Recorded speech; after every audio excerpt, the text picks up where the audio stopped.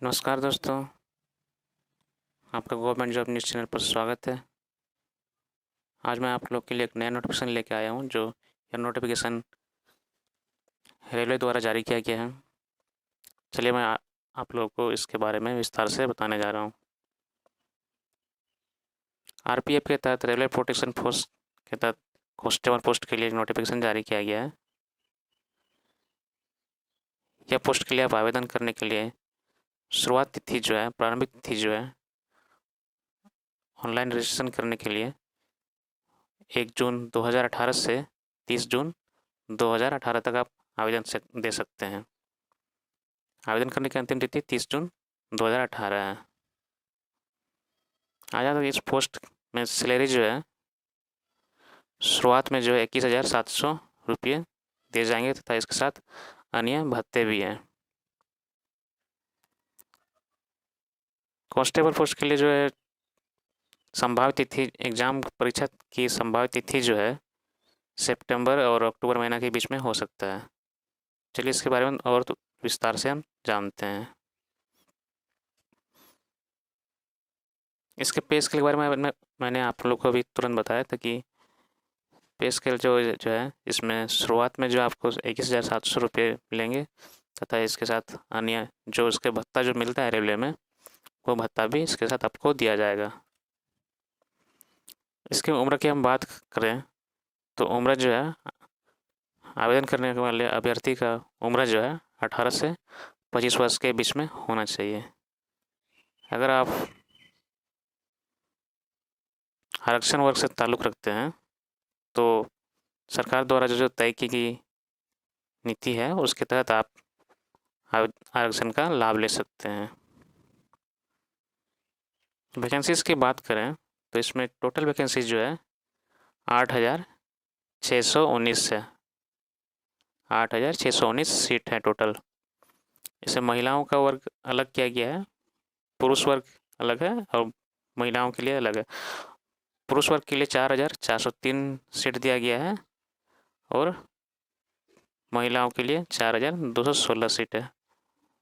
यहाँ पर आपका दिया गया है कि जोन वाइज, जैसे यहाँ पे ए में आप देख पा रहे हैं कि SR, SWR एंड SCR में जनरल के लिए 656 सीट है, SC के लिए 82 सीट है, ST के लिए 34 सीट है, OBC के लिए 32 सीट है। पुरुष वर्ग में टोटल जो है 804 सीट हो गया। यहाँ पे जोन वाइज दिया गया है। अब डिटेल्स से हम देखना चाहते हैं तो इसको आप पॉज करके आप देख सकते हैं। अब महिलाओं के लिए भी उसी तरह है, जोन वाइज के हिसाब से अलग अलग दिया गया। पुरुष वर्ग के लिए अलग दिया गया है और महिलाओं के लिए अलग दिया गया है। इसलिए दोनों वर्ग को बहुत इससे लाभ मिल सकता है, खासकर महिलाओं के लिए। ये सब जो पहले एक में आता था वो अब अलग कर दिया गया है, इसलिए चांसेस बहुत ज़्यादा है। योग्यता की हम बात करें तो आवेदनकर्ता को भारतीय नागरिकता होना बहुत ज़रूरी है। और शैक्षणिक योग्यता की हम बात करें तो आवेदन करने वाले अभ्यर्थी को मैट्रिक उत्तीर्ण होना बहुत ज़रूरी है और उम्र जो है 18 से 25 वर्ष के बीच होना चाहिए। यहाँ फिजिकल मेजरमेंट की बात करें तो जनरल कैटेगरी और ओबीसी के लिए जो है हाइट जो है पुरुष वर्ग के लिए 165 सेंटीमीटर है तथा महिला वर्ग के लिए 157 सेंटीमीटर है। उसी तरह SC/ST के लिए 160 सेंटीमीटर दिया गया है तथा महिला के लिए 152 सेंटीमीटर दिया गया है। अगर आप सरकार द्वारा स्पेसिफाइड कैटेगरी वर्ग में आते हैं, जैसे गढ़वाली है, गोरखा है, मराठा है, डोगरा या कुमाऊँ या फिर दूसरा कैटेगरी से ताल्लुक़ रखते हैं, तो इसके लिए पुरुष वर्ग के लिए 163 सेंटीमीटर दिया गया है और महिलाओं के लिए 155 सेंटीमीटर है। यहाँ पुरुषों के लिए केवल दिया गया है कि चेस्ट आपका अनएक्सपेंडेड 80 सेंटीमीटर होना चाहिए और एक्सपेंड करके फुला करके आपको 85 सेंटीमीटर होना चाहिए। वो जनरल कैटेगरी और ओबीसी कैटेगरी के लिए। फिर आपका SC/ST कैटेगरी के लिए अलग दिया गया है। इसी तरह आप विस्तार से आप थोड़ा देखना चाहते हैं तो उसका पॉज करके आप देख सकते हैं। आगे बढ़ते हैं हम एग्ज़ाम फ़ी के बारे में। एग्ज़ाम फ़ी जो है जनरल कैंडिडेट के लिए 500 रुपया एग्ज़ाम के वक्त देना होगा। जो आप फिर आप CBT एग्ज़ाम में जब आप शामिल होते हैं तो इसके बाद आपको 400 रुपया रिफंड कर दिया जाएगा। उसी तरह SC ST या एक्स सर्विसमैन या फीमेल या माइनॉरिटी में अगर आप वर्ग में आते हैं तो आपको 250 रुपये एग्ज़ाम फ़ी के रूप में आपको देना होगा। जब आप CBT एग्ज़ाम मतलब कंप्यूटर बेस्ड टेस्ट में आप शामिल होते हैं तो आपको 250 रुपया वापस कर दिया जाएगा, बैंक के माध्यम से आपको लौटा दिया जाएगा। आइए एग्ज़ाम फ़ी देने का जो प्रक्रिया है आप ऑनलाइन के SBI के माध्यम या दूसरा भी बैंक के माध्यम से हम जमा कर सकते हैं। एग्ज़ाम की हम बात करें तो एग्ज़ाम का सिलेबस ये है कि जनरल अवेयरनेस जो है 50 नंबर का एग्ज़ाम होगा और एरिथमेटिक्स जो है 35 मार्क्स का एग्ज़ाम होगा। जनरल इंटेलिजेंस एंड रीजनिंग ये जो है 35 मार्क्स का एग्ज़ाम होगा। कुल मिला के आपका 120 क्वेश्चन बनते हैं, उसमें टोटल 120 क्वेश्चन पूछा जाएगा और आपका एग्ज़ाम का टोटल ड्यूरेशन जो होगा वो 90 मिनट का होगा, मतलब 1.5 घंटा का।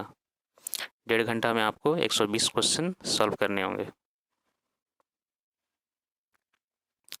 आपका PT में आपका 90 मिनट में 120 क्वेश्चन आपको सॉल्व करना था। अगर आप PT आप क्वालिफाई कर जाते हैं तो आपका फेज 2 मेंस जिसमें आपका फिजिकल एफिशिएंसी टेस्ट होगा अर्थात पेट और फिजिकल मेजरमेंट होगा मतलब PNT। जब आपका PT का जब रिजल्ट आएगा उसमें आपका जैसे आपका जोन वाइज रहेगा। अगर आपका 10 सीट है, आप जो सीट में आप आवेदन दिए हैं तो आपका 10 गुना वहाँ पर रिजल्ट निकाला जाएगा। चलिए फेज 2 की हम बात करते हैं। तो उसमें दिया गया है कि उसमें आपको दौड़ना होगा। दौड़ दिया गया है 1600 मीटर। ये जो है 1600 मीटर दौड़ना होगा आपको। पुरुषों के लिए जो है 1600 मीटर दौड़ना होगा 4 मिनट 45 सेकंड में। वही महिलाओं को 800 मीटर दौड़ना होगा 3 मिनट 40 सेकंड में। लॉन्ग जंप की हम बात करें तो पुरुष वर्ग को long jump 14 feet 14 feet long jump करना होगा तथा हाई जंप में 4 फीट करना होगा। वही महिलाओं के लिए जो है लॉन्ग जंप जो है 9 फीट तथा हाई जंप 3 फीट रखा गया है।